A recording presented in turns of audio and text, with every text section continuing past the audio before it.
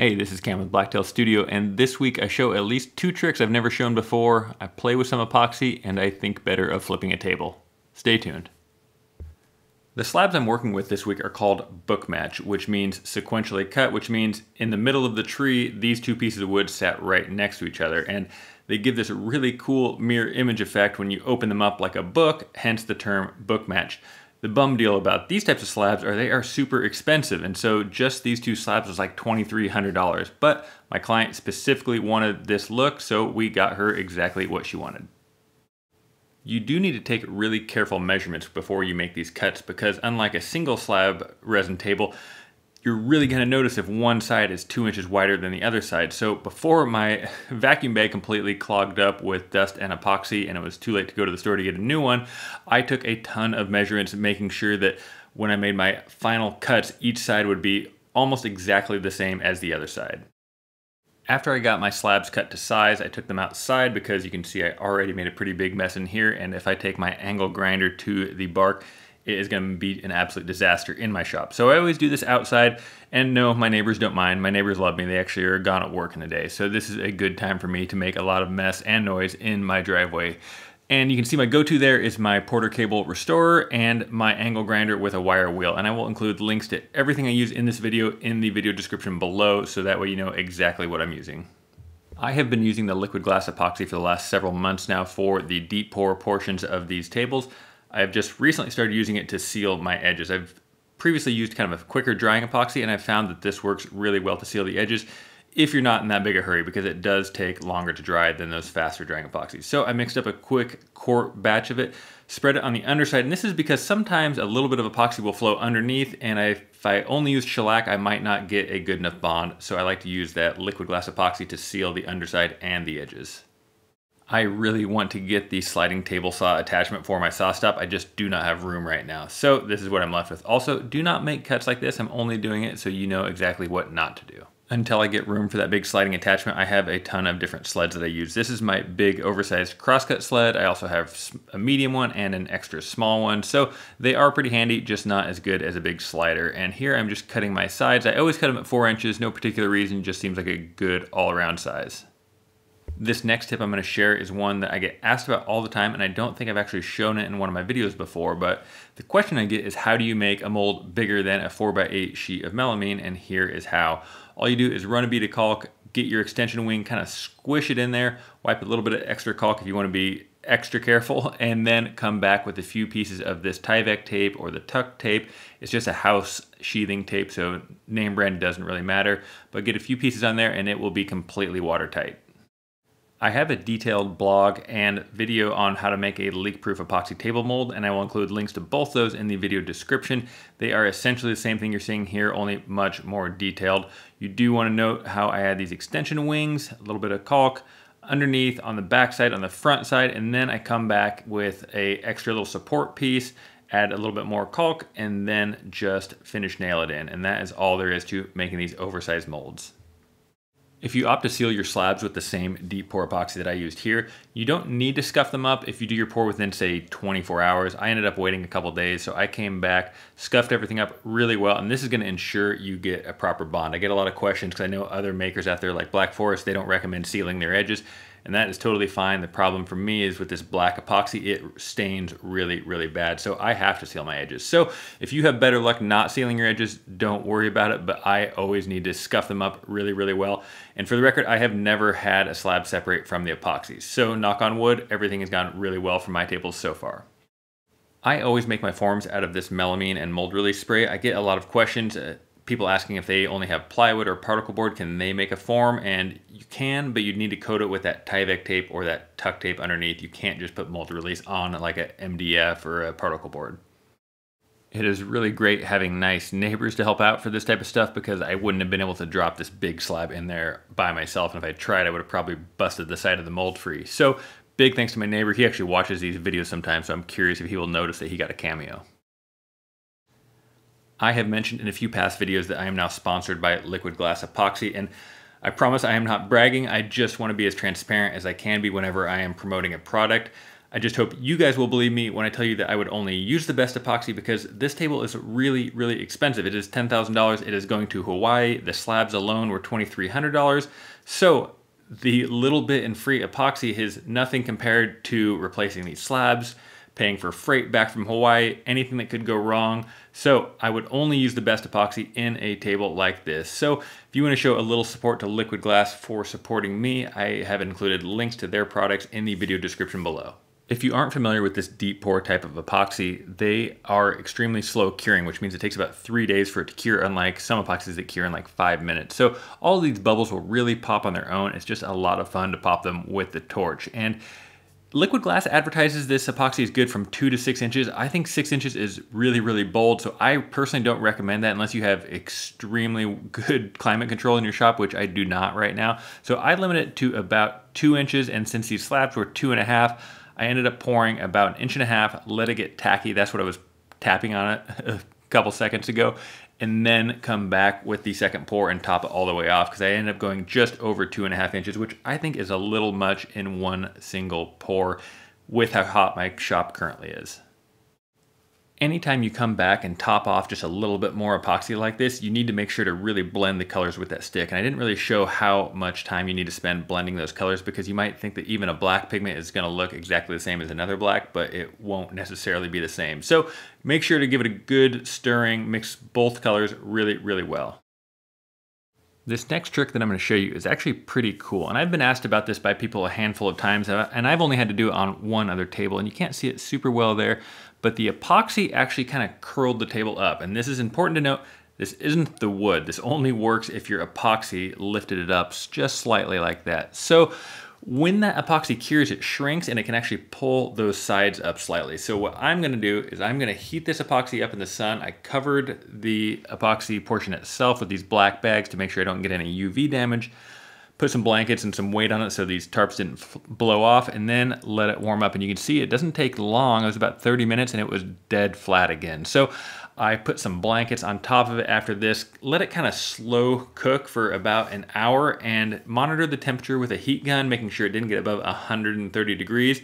Clamped it down for the cooling process, and then it will be dead flat after this. So it's a pretty cool trick if you have one that maybe gets a little too hot and curls up like that.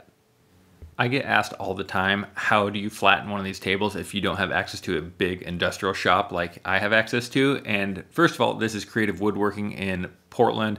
They charge me 75 bucks to flatten these slabs, so it is super cool. But I actually did a blog on 3 different ways to flatten using a router sled, a CNC, or a big industrial shop. So I will include a link to that in the video description as well. Most of these cracks were pretty benign, but I still wanted to play it a little bit safe, and I was going to add a few splines to them, which are not going to be as strong as a bow tie. They're also not going to look as good. This is on the underside of the table. I just have a really simple jig that I built there, cut out a square shape. Anywhere there's a crack, I think I did about 3 on each side. And again, these aren't as strong as a bow tie, but the epoxy is going to hold it in there really well. So they will help any small cracks from separating even further. If you have any questions on this weird little simple jig or anything else you see in the video, you should know that I am super good about responding to essentially every single comment that you guys leave below. So feel free to ask me something, feel free to comment, feel free to let me know if you love this table or if you hate this table, or maybe you think you have a better way to do it. So let me know in the comments what you think of this. The only thing I ask of you is if you enjoyed this video, if you got something out of it, hit that subscribe button, hit that little bell in the corner, and that will enable me to keep making more content just like this. One thing I want to point out is I don't recommend using epoxy on the tops of tables for splines or bow tie joints. And this is a lesson I learned a long time ago, is it leaves a really distinct dark line, even if you have an absolutely perfect fit. So use wood glue and a little bit of sawdust to fill in any tiny little imperfections. Do not use epoxy for bow ties or splines on the tops of tables. I had a woodworking friend show me this really cool trick, and that is to cover your piece with plastic when you are not working on it, and that way it prevents one side from absorbing moisture from the air and cupping or warping slightly. After the epoxy cured the next day, I came back with the belt sander and the Rotex and made pretty quick work of flattening those out before moving on to these C-channels. And I do have a video on installing these C-channels. It is a few years old, and I probably know a little bit more and have a little better jig now. So I do think I'm going to make an updated C-channel video on why I use them, where I use them, and the best way to inlay them. I get my C-channels from Concept 13. It is a really cool small shop, and he is nice enough to offer all my viewers a discount, so I will include a link to his shop along with a discount code. I don't get anything for those sales. He's just being nice enough to offer you guys, I think it's a 15% discount if you want to order these same C-channels for your table.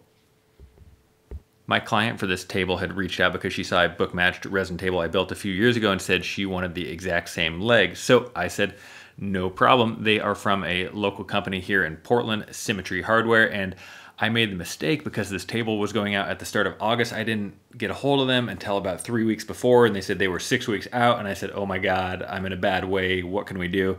And they put a big rush on it and had them to me in like just over a week. So huge thanks to the guys at Symmetry Hardware. I'll include links to these table legs in the video description as well. A few months ago, I realized that some people have questions that are a little too complicated to answer in a quick YouTube comment. So I started offering Skype consultations through my website where I will meet with you face-to-face via Skype and we will discuss whatever it is you want to discuss. And I keep a few of these slots open every week, and I've done quite a few of them so far, and they've been a lot of fun for me, and the people seem to really enjoy them and get something out of it. So if you think I can help with that, feel free to hit me up through these consultations. Some of you might remember a few weeks ago when I got crushed by this table, and it didn't look that bad, but it really hurt. So I was wondering how dumb I was flipping this table again by myself. And if you look closely, you can actually see a winch cable dangling down that I installed just to help me flipping these big tables. Somehow pulled this one out though, although I really should be using that winch. I'm just a little worried that it will damage the table when I flip it with that strap kind of denting into the wood, but I really need to come up with a better system than my back. You can't really get router bits this big, so I had to come up with a system to cut these chamfers with my track saw, and it's a pretty slick little system I came up with by overlapping that track just slightly over the edge. And if you want a detailed description on exactly how to cut this edge profile, I have a full YouTube video on that, so I'll add a link to that in the video description below. I definitely understand that not everybody can afford an $800 circular saw like I have here to make this cut. I do think it would be possible with a regular circular saw. It would just probably take a little bit more time and be a little bit more difficult. I will include links to that saw, this sander, that special instant drying glue that I'm using there. Everything in this video will be linked in the description below, and you should know those are affiliate links, which just means I get a small percentage of all the sales. There is nothing there that an advertiser paid me to place it. They're all stuff I was using in the video, and I'm just showing you which ones I purchased. And it's not a ton of money I get from those, but if I have a popular enough video, if enough of you guys use those links, it can actually make a pretty big difference some months. So if you want to show some support for the page and not have to do anything other than buy stuff you were already going to buy, I do appreciate it if you use those links. You'll see me use these lights all through the sanding process, and one tip I have for you is buy photography lights. Don't buy shop lights. Shop lights are more expensive and worse than photography lights. The photography lights, you can control the brightness, the temperature, the color, everything that is super handy for making these videos, but it's also super handy for inspecting your work. I made this sanding glove in a video a few months ago, and I found that the Velcro wore out a little bit on the glove itself, so I added this Festool interface pad, and now it works really, really well, and it won't wear out at all. So that is a little tip. If you did make that sanding glove, add that Festool interface and it'll last a lot longer.